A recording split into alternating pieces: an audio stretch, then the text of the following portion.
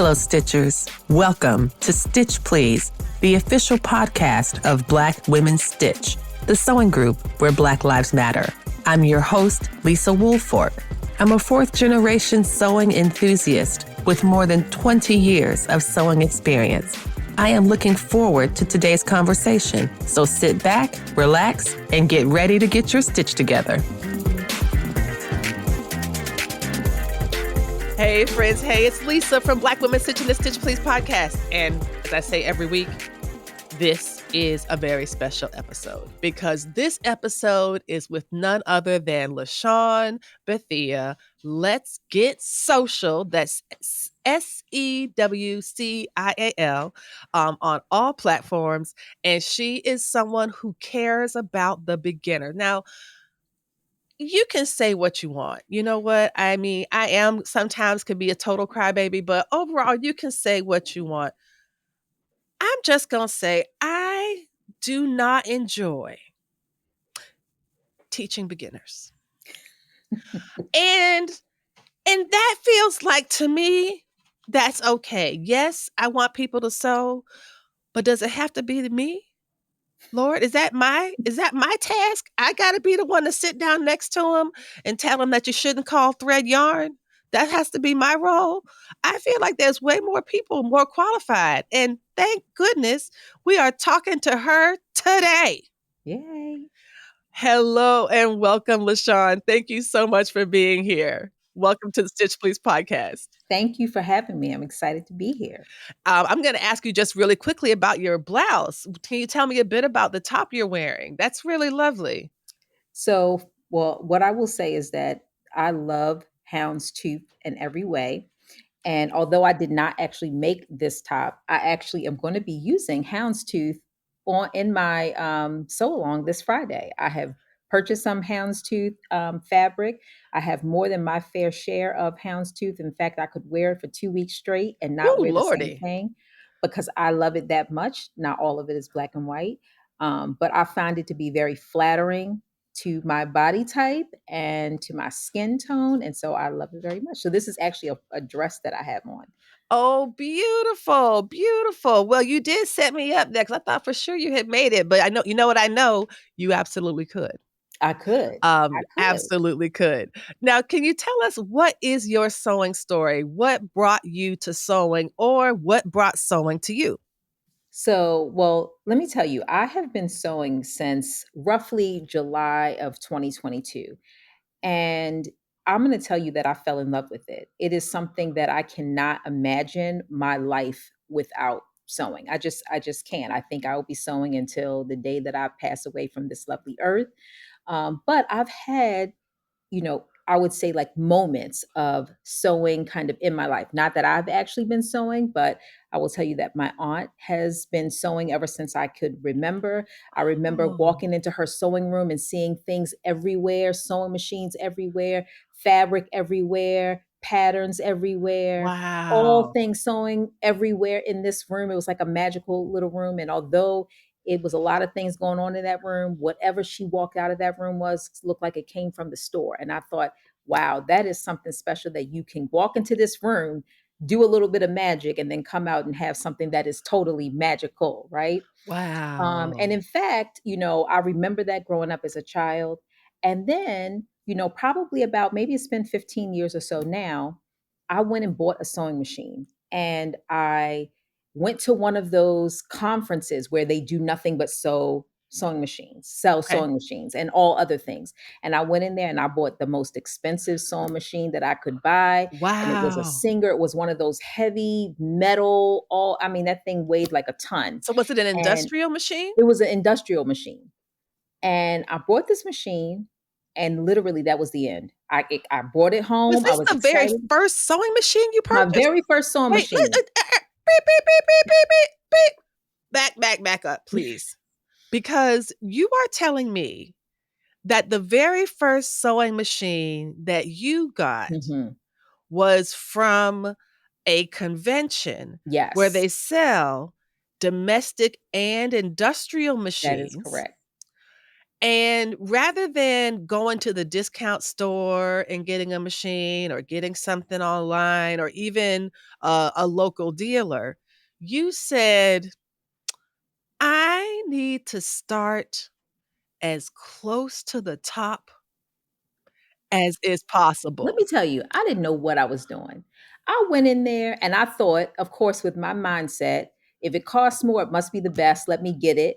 And thinking, oh, it'll make it easy for me. No, this thing was about as basic. I mean, you had to do everything. It was not doing anything for you. It No was self-threading, no no no little threading, no nothing. your Let me tell you bobbin this is about low. none of that. Did it It do was straight and zigzag? How many stitches did it have? I don't even know because I didn't know anything about the machine. All I knew is that if I had this machine, that I would eventually be able to make something. I Yes. brought this machine home and I put it up in my closet and I never touched it ever again. Never. In fact, probably about, I'm going to say 5, 6, 7, 8 years ago, I gave it to my daughter. This machine that I had never touched, I Wow. ended up giving it to my oldest daughter, and she started sewing with it. And she actually started sewing before me. She used this brand new machine, which it was brand new in spirit because it had never been used, but it was not brand new and everything else because as you know, The machines have technology. come a very long way, since I bought that machine. But she was sewing with it and doing things and making skirts and tops and all she had Wow. pretty much taught herself how to sew Okay. and was making things, with this machine. And so a couple years ago, my daughter said to me, "Hey mom, why don't we make something together?" Which it was perfect because literally not too long before that, and of course, when the pandemic's happening, your memory is like all a little bit fuzzy. So Exactly. don't quote me on the timing, but at that same time, Carmen had also started sewing. She was doing some type of, I think it was like a Oh, weekend sewing challenge online. And I okay. had reached out to her and said, like, hey, you know what? I'm thinking about sewing. Let's sew something together. But tell me, like, what is the machine that you have? And give me Okay. some of the basics because I now need the machine. My daughter had the machine that I got for her. And now I needed a machine. So she gave me some information and I ended up getting a machine.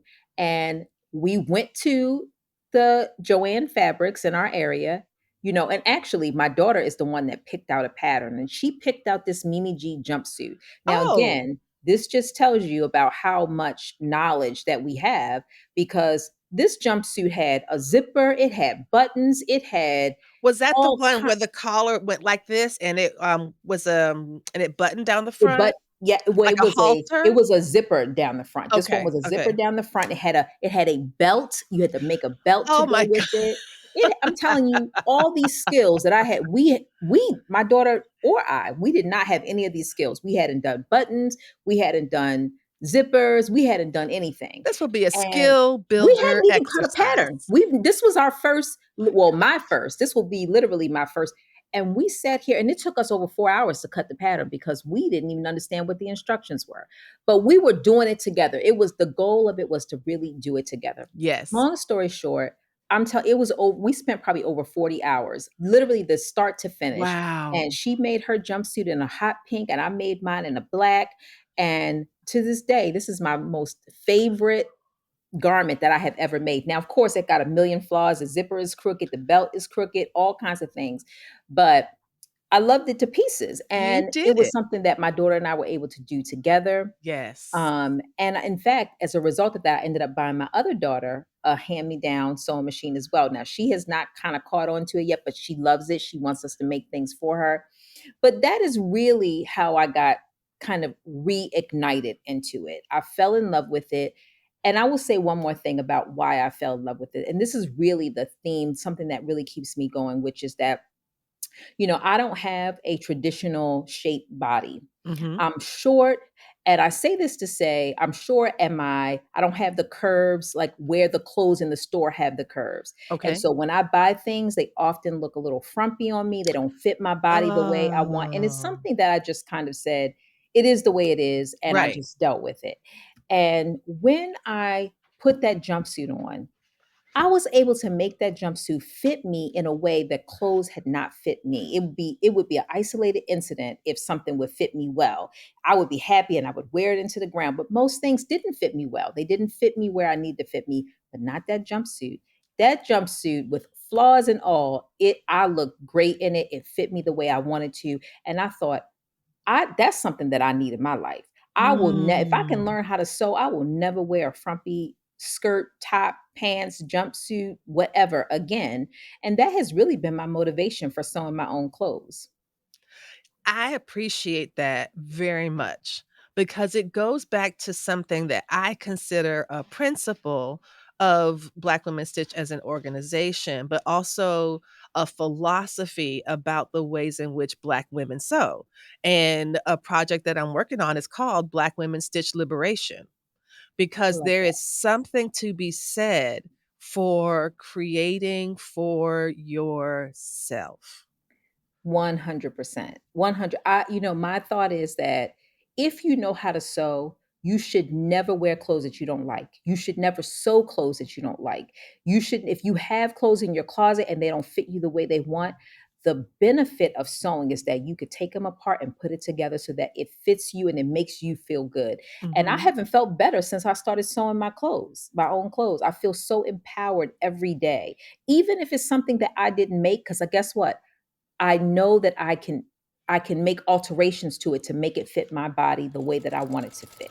Mhm. Hey, friends. Hey, I know you're enjoying the audio version of Stitch Please, and thanks so much for listening. But you're missing out on all the great stuff going on behind the scenes. That's why I'm inviting you to join our Black Women Stitch Patreon. For as little as $5 a month, you can see all the video versions of the podcast. Plus, you get some amazing swatch cards. You know how much I love these swatch cards. Look, see how cool these are? I Oh wait, you can't see them because you are not yet on the Patreon. So when you join the Patreon, you'll be able to see this, me showing you these amazing cards. We also have some great perks at the other tiers, like discounts, swag, office hours, and more. Don't be the last sewist in the group now. Head over to patreon.com/blackwomenstitch or click the link in the show notes and become a Patreon supporter today. We truly cannot do this without you. So thank you so much. And people talk about fashion, and there's actually uh, an organization called the Fashion and Race Database. They have an active presence on Instagram, and I don't know if they have a podcast or not, but it's Mhm. a really interesting project. And they were talking about how the way that people dress and the way that we present ourselves to the world says a lot about how we are able to be received by others. It helps open doors or close doors based on how you are dressed. And for me, getting dressed, it is a matter of style, but that does not mean that it is superficial. That's That 100%. that's the way that someone thinks about style is how they are willing and ready and eager to present themselves to the world, or just present themselves in the world. I'm not showing anybody anything. I Right. am putting on what I love, and And I am being outside in my fullness, and this is the uniform for that today. and I take you know what is so empowering about that is that I take it a step further because I think about for so many years, especially when I made the transition from working clinically. So my background is that I'm a registered nurse. And, when I worked clinically and I wore scrub top and bottom, it is a little bit different. But once I started taking a corporate role and I had to wear suits and pants and dresses, and those clothes did not fit me the way that I wanted, I didn't always feel as confident as I wanted to. And I didn't really Mhm. have control over that because I wasn't a size 6 or a size 8 or a size 10 or a size 12, depending on what chapter of my life you found me. I could have been any one of those sizes. Right? But I would buy the clothes and they didn't fit me. And often I couldn't even buy sets because the top had to be one size and the bottom had to be another. And again, so that means I had to buy a large when maybe I was a medium down the bottom and a large at the top. And Mhm. so I'm out here in the world not feeling confident in who I am because my clothes did not fit me the way that I wanted them to fit. And I didn't always have money to go to a tailor and get Right. my clothes fitted and altered. And so it never dawned on me for all those years that that's a skill that I could have learned on Mm. my own to make adjustments to my own clothing. And so it has been one of the most empowering things because not only do I look good and I feel good, but it's an extra layer when you're able to tell people that you made it. When people say to you, "Oh, you look so beautiful." And I can say, "Oh, I made this dress," or "I made this skirt," Yes. or people who know you and know the quality that you're able to sew, their first question is, "Did you make this dress, Exactly, this skirt?" exactly. Or You know, you made that, didn't you? absolutely. Absolutely. So it has just been an amazing journey. And that's something, that feeling that I have is something that I want to give to other people. I want to tell other people that you too can also be in a position where you can have clothes that make you feel comfortable, that make you feel confident in who you are. You don't have to accept the size 6, size 8, size 10, 12, 14, whatever your size is in the store, because that may not be your body type. Exactly, and that gives us a perfect transition to think about why you think it's so important to teach beginners and why you have taken it on almost as a bit of a mission to get beginners in the door and to help to build their confidence. And before I dive into that topic, I wanted to say when you were talking about the sizes, I think the lack of size inclusion in retail is one of the principal reasons I believe that sewing can be a grounds for or an expression of liberation. Because if you can find a sewing pattern for a garment that you couldn't buy in the store, that gives you options, you know? And Absolutely. I can also imagine that it could feel like a burden, like, "Why do I have to make my clothes when everybody else can buy their clothes?" Um, and it also incorporates the person into a kind of community of people who love sewing their own clothes and who do it for the love. So, I can't, speak exactly to a kind of a personal experience necessarily, but I think for larger bodied people, sewing can be such a powerful, expression, especially given, the way that retail is so contemptuous, it seems at times, of larger bodies. Let me say, I want to just expand on that point because I think it is a really important one about the importance of diversity in the sewing space. Yes. So, not I mean, to say that we're limited in terms of size inclusion, in terms of patterns, is 100% a true statement. But the limitation doesn't stop there. I mean, we Yes. see limitations in terms of, the disabled population, in terms Yes. of making clothes that are more appropriate for them. But we Yes. also see inclusion in terms of culture. We see that there is lack of inclusion in terms of Right. culture Right. because I'm going to tell you something. You go and look at those patterns, and they don't always reflect the styles of the large majority of diverse population and culture that we have out here. Yes. And so you are often, I will tell you, like most of the patterns that I sew, I modify. I'm Yes. modifying not just to fit my body type, but also to fit my style because they Yes. don't reflect the style that I prefer. And even when I'm trying to do something, culturally, like I think about, of course, I'm an African American woman. So I think about African American, culture and how we like to style. But I also, when I'm looking through those cabinets, I don't see patterns for Indian people. I don't see patterns for other cultures.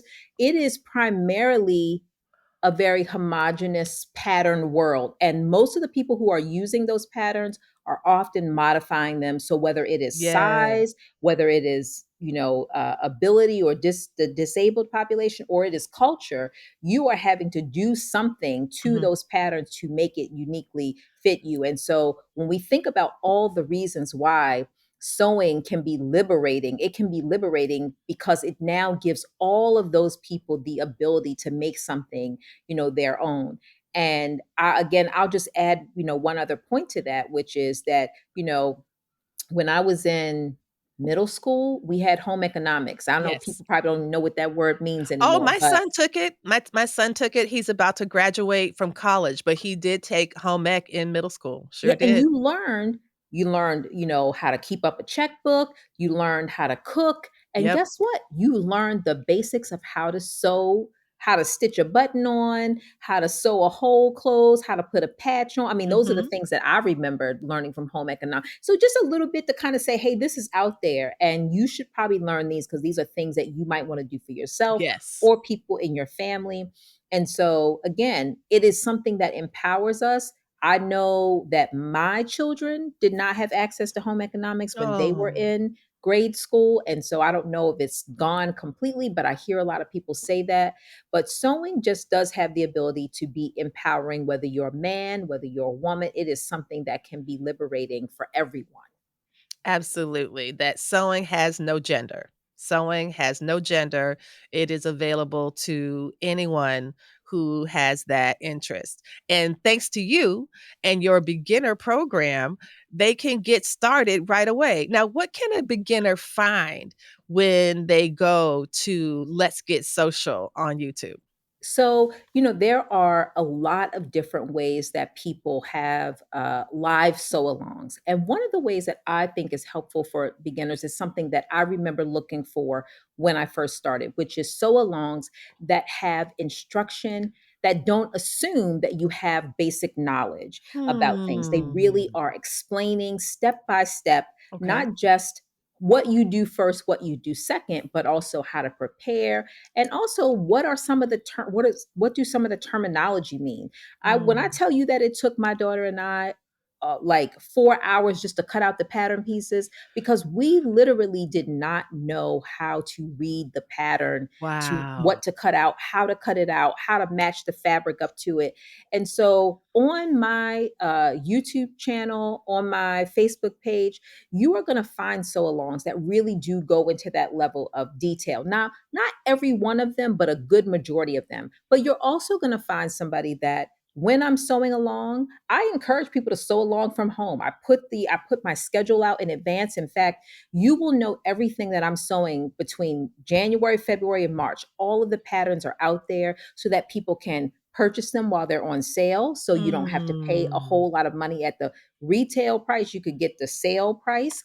But you also can begin to prep and ask questions, and I get people that will leave comments on my post and say, hey, I'm planning to sew this. I've started cutting it out, but they might ask me a question about it and I can answer them in advance so that or I'll do a video. I'll say, hey, I've cut Hmm. this out. I know there are people that are going to be sewing along. Here are some tips that you want to know.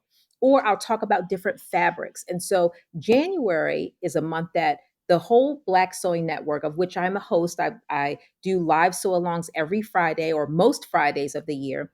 We're going to focus on beginner sewists. And so Hmm. in each week in January, I'm going to not only focus on the pattern that I'm sewing, but I'm going to talk about things like the fabrics and what's the difference between a knit and a woven, and what do you need to know when you're sewing those patterns. We're going to talk about things like zippers and buttons and Yes. some alternatives. Maybe you're not ready for a zipper yet, so what can you do instead?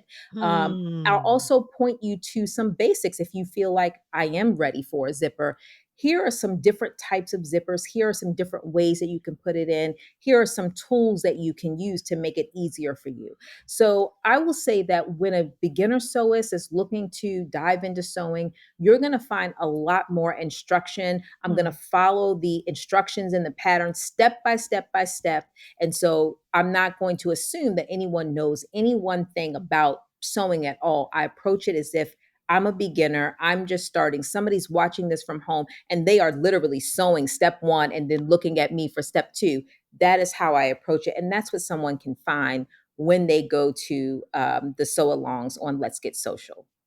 It sounds like a companionship that I you like that. it does, because the way that you describe it, LaShawn, you were just saying like, "Oh, they're sitting down at their machine too. They're sewing along, and then they get to the end of the seam, and then they pause the video so they can finish the seam, and then they unpause it, and there you are waiting to There help you guide them go. to step 2. I think that's exactly what it sounds like. Someone who is going to help you and hold your hand, so to speak, Absolutely. step by step.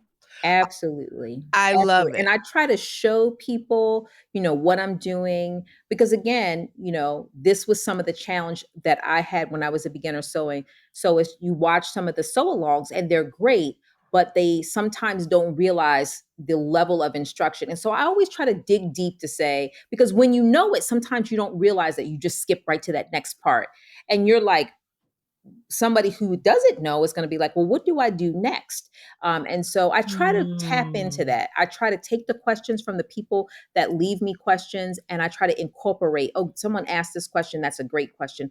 I will make sure I incorporate that as I'm explaining this step by step. Excellent. That is such great advice, and we are gonna include links to Let's Get Social in the show notes, and Thank now we have come to the time in our program where we ask the question that we ask all the guests of the Stitch Please podcast for how I don't know how long we've been doing this, but, not at the very beginning. I didn't think of it until a couple years in, but I do love the question, and it is this: the slogan of the Stitch Please podcast is that we will help you get your stitch together. LaShuan Bethea, let's get social over on YouTube and all platforms. What advice do you have for us to help us get our stitch together? My advice is don't forget about the beginner sewist. No matter how long you've been sewing, think about that every day there is a person who is watching this that may say, I want to get started. Maybe they want to feel good about how they look. Maybe they want to create some inclusion where none exists. Maybe we're talking about maybe our future pattern designers that say, hey, there's no patterns that cover the area that I'm focused on, but they got to start somewhere. They're going to be a beginner. So I would say don't forget about the beginner sewists, including those people that haven't even started sewing yet. I love it. And on that note, thank you so much, LaShuan, for joining us today. Thank you, thank you, thank you. Thank you for having me. You've been listening to Stitch Please, the official podcast of Black Women Stitch, the sewing group where Black Lives Matter. We appreciate you joining us this week and every week for stories that center Black women, girls, and femmes in sewing. We invite you to join the Black Women Stitch Patreon community with giving levels beginning at $5 a month. Your contributions help us bring the Stitch Please podcast to you every week. Thank you for listening. Thank you for your support. And come back next week and we'll help you get your stitch together.